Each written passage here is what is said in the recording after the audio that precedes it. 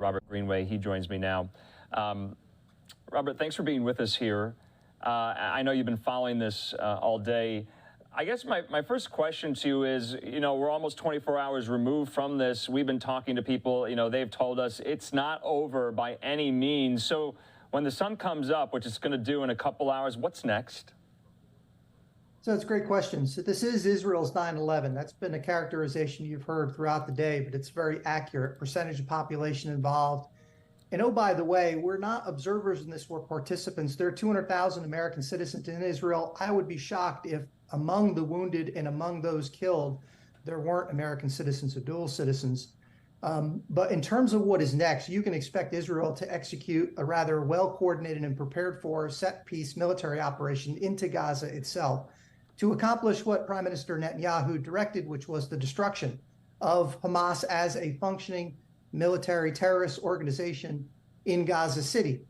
Now, the one caveat I would say is that even though they prepared a tremendous amount of time in order to do this, years since they gave Gaza up, they know every centimeter of Gaza.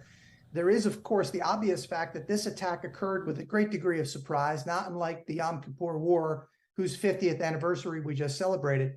So clearly there's something wrong with the diagnosis and our ability and Israel's ability to understand and anticipate.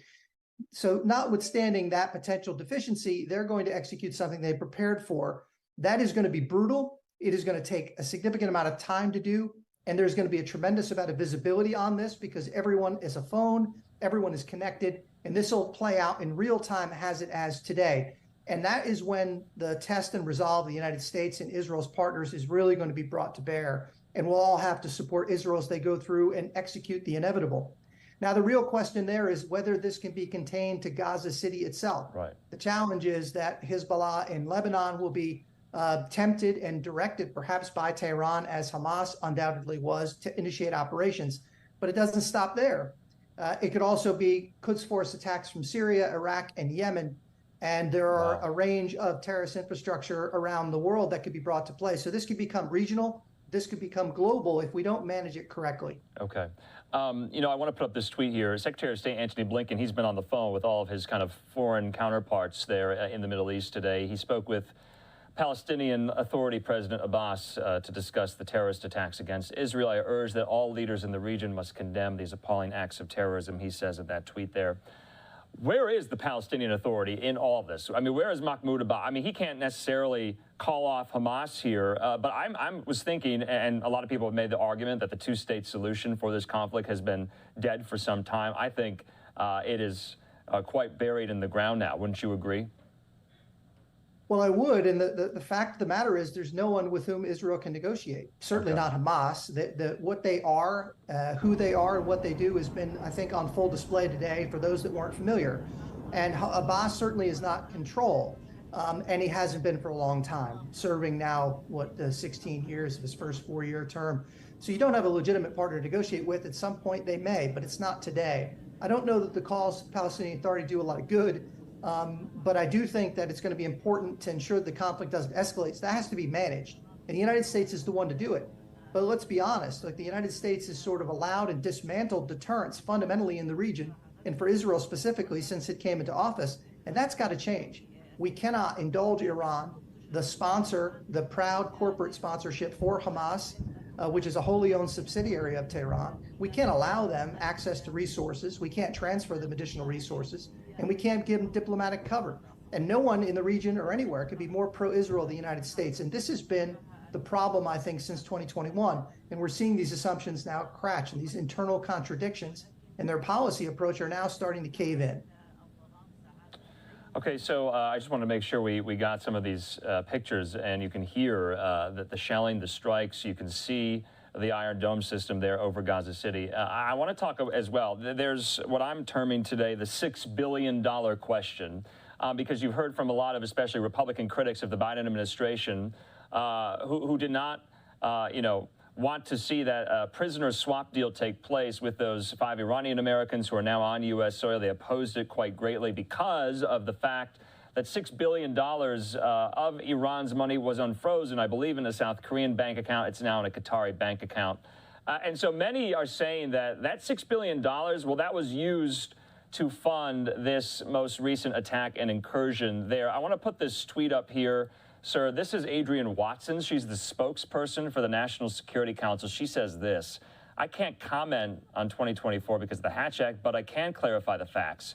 Not a single cent from these funds has been spent, and when it is spent, it can only be spent on things like food and medicine for the Iranian people. So I think it's important to make that distinction, but some are telling me it's a distinction without a difference.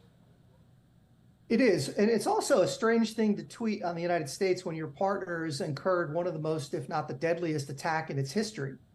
Probably not the thing that everyone needs to hear, but I understand why they're on the defensive, and they should be. The fact of the matter is, if you boil this down to the simplest terms, if you find $20 in your pocket and 2 days later you buy coffee, what $20 bill was used to pay for coffee really doesn't matter. And that's the point here if you really translate it down to the simplest possible terms. The reality is that $6 billion was frozen for a reason by successive administrations, including the Trump administration where I served.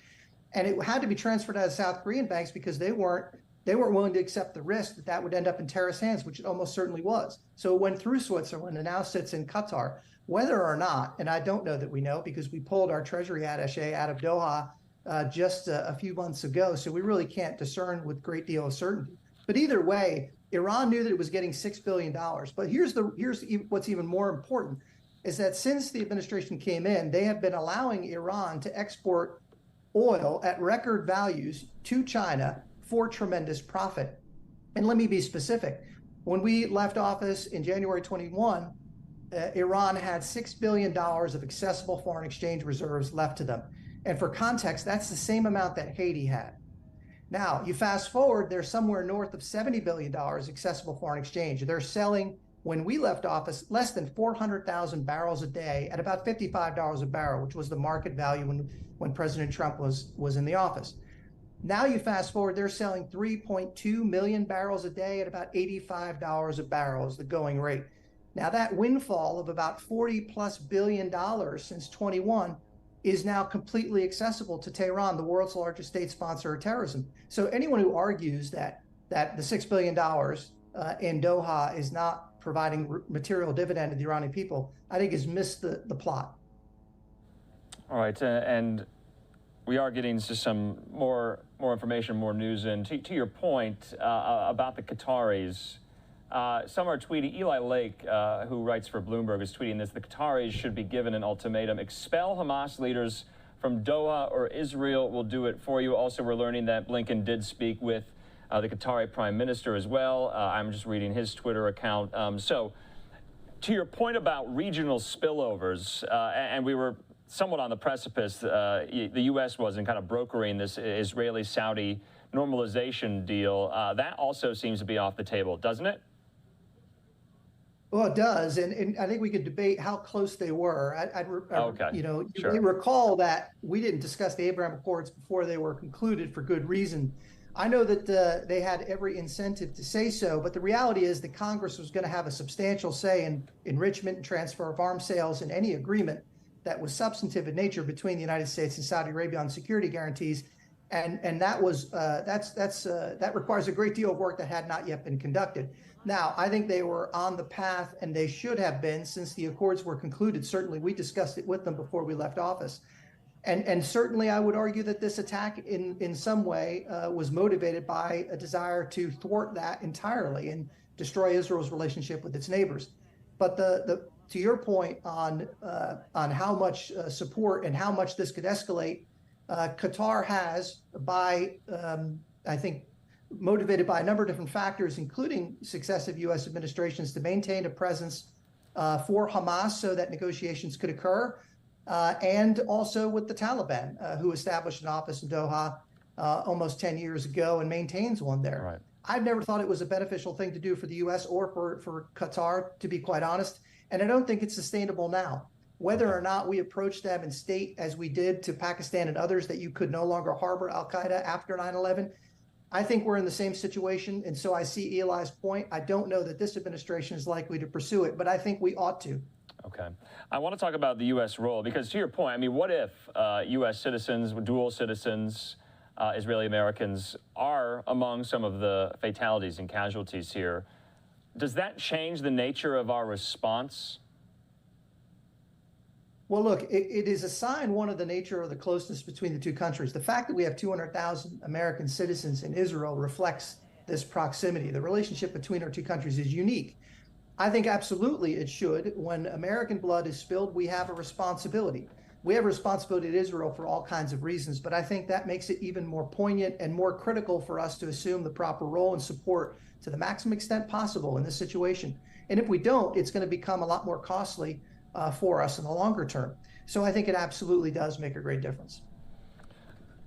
To the point about the U.S. support, U.S. aid, also in this call with Bibi and Biden today, Netanyahu, apparently, according to sources to Axios, had asked for more funding and more aid for more interceptors for the Iron Dome missile defense system. And then also, I thought this was interesting as well, is the conventional wisdom forming amongst, U.S. officials, national security folks like yourself, that Israel was caught on their back foot here, that they were surprised by this. Mark Esper said this today to Neil Cavuto, that it caught the Israelis completely off guard. Now, you study this. I observe this very closely. The Israelis prepare for something like this 24/7, don't they?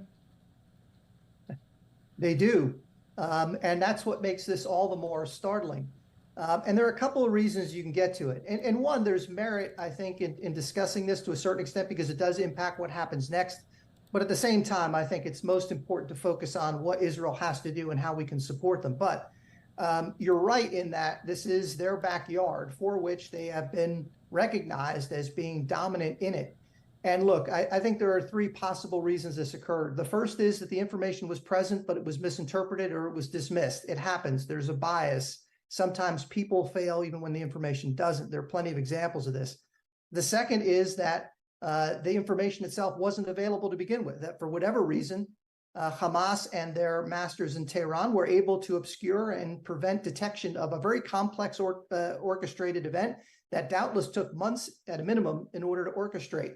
And that's a concerning issue for what happens going forward. It'll also require, I think, accountability and introspection on Israel's part, the kind that should have happened, frankly, after the disastrous withdrawal from Kabul, Afghanistan on the U.S. side, which never happened. I think this is a problem, and I think it's probably the third reason would be that we diverted assets, or Israel diverted assets. Both of us might have diverted assets to other priorities. And when that occurs, you can create blind spots. Okay. This one's a little bit too close.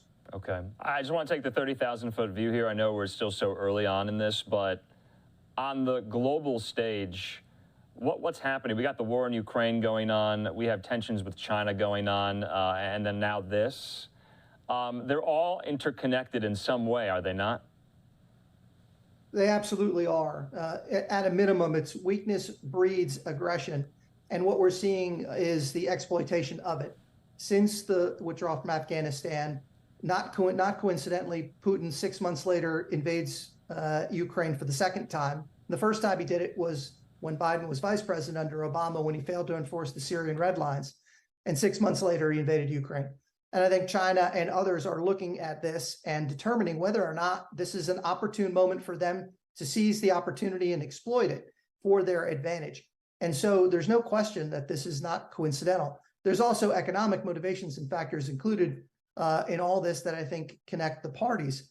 But the point really is that this is something that has to be contained, because if not, it is going to escalate and it's going to become unmanageable. And the costs of escalation are extremely high. Deterrence is difficult, but it's always more cost effective. Yeah. Robert Greenway, we do appreciate your time, especially on this Saturday night, as we continue to monitor these developments, as still, this is all unfolding, as we speak. Hamas targets in Gaza are being shelled by the IDF at this very time. And still, a barrage of missiles is incoming to parts of Israel. And so we'll just have to see how this plays out when the sun comes up. Sir, thanks so much.